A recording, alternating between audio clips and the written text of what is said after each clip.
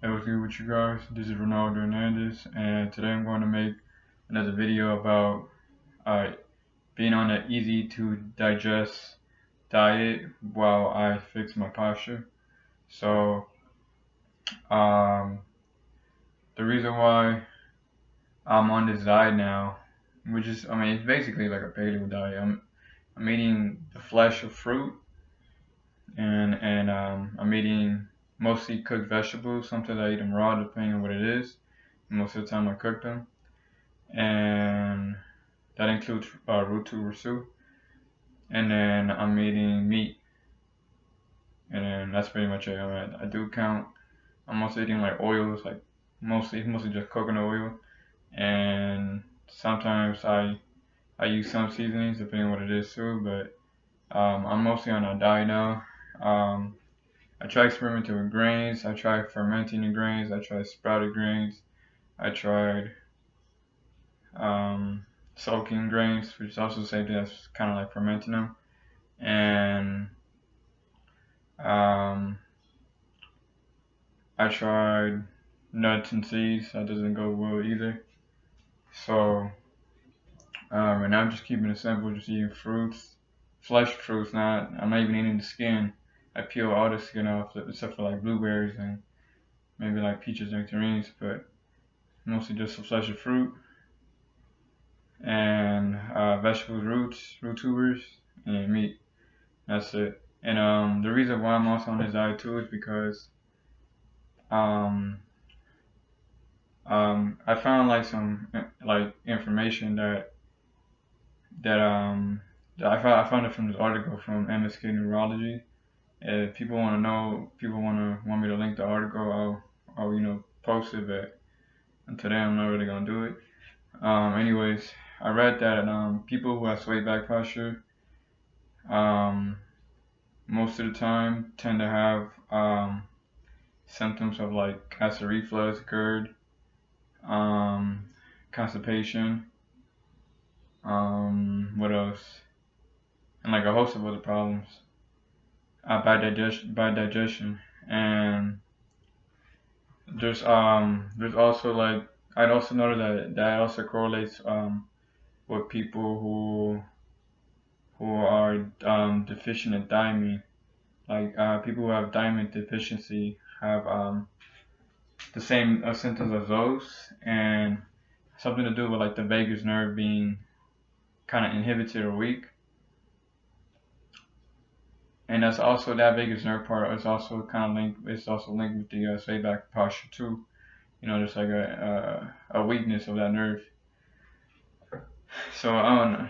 I connected the two together, and I noticed that people who have these issues, the vagus nerve inhibition weakness, all these gut issues, um,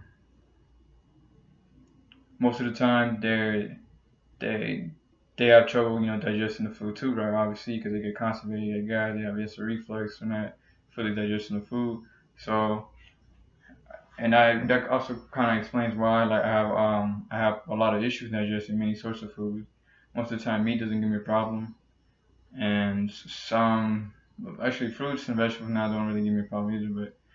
But sometimes, depending on what it is or how I eat them, how I cook them, and if I eat some of the skin, they do cause me a reaction. So that is telling me that I need to eat a diet that's like easy for me to digest, that won't cause me so much problems. Because while I feel like I can still fix these issues that I have, I still need to give myself food that's not gonna give me any more harm. It's not gonna inflame me. Because if I keep eating foods that are inflaming my gut or giving me issues, then that's just gonna delay the process of me actually healing my gut. And I feel like it's very important to heal the gut first, because you heal the gut first, you're properly absorbing all the nutrients, absorbing all what the food is giving you. You absorb everything from there. You have more of an advantage for your body to get stronger, or your body will get stronger. And I'm emphasizing on getting stronger because I'm also working on uh, I want to say I want to say strengthening my posture, because my posture is kind of already there. It's like fixed, but it's just the upper portion of my upper body is what's I feel like it's the reason now that's giving me all these issues. Because I also found more information that um, people who also have sway back posture, most of the time it they tend to have thoracic outlet syndrome in the forehead and forward head posture, or kind of like a C1. I think it's an atlas axis occipital misalignment, something like that. But anyways, the head protrudes forward like that. Like you be on your phone and stuff. It protrudes forward, and since it does that, your body tends to kind of follow. And I'm I'm still kind of working on fixing that. I thought maybe if I fix the sweet back posture, which is really not, which is nothing too fancy to do. Like all you really gotta do is just get out of it. You just stay in posture. And I'm gonna make another video on that, on how like habits are fixing my posture, not exercises. Cause yeah, I also read from the same guy.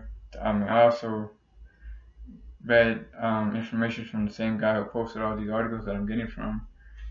Cause he's the one that's been seeing people with all these problems, and they all have the same thing, which is the sway back postures.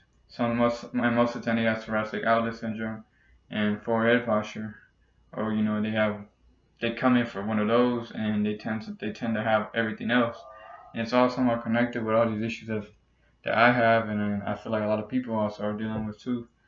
Like there's also like scapular dyskinesis and um, chronic fatigue syndrome. That might actually be a structural pathology.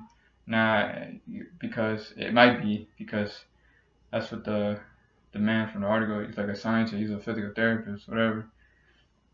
Um, that's what he is kind of theorizing about how because people with a forward head posture also tend to have the chronic fatigue syndrome. So, anyways, the whole point is that beyond this easy to digest diet, it's gonna enhance the recovery process and also kind of rapidly. I don't know. I want to say that it's going to make sure that my body actually is stronger from all the strengthening exercise that I'm going to do to strengthen my posture. And I'm also going to make another video on that too.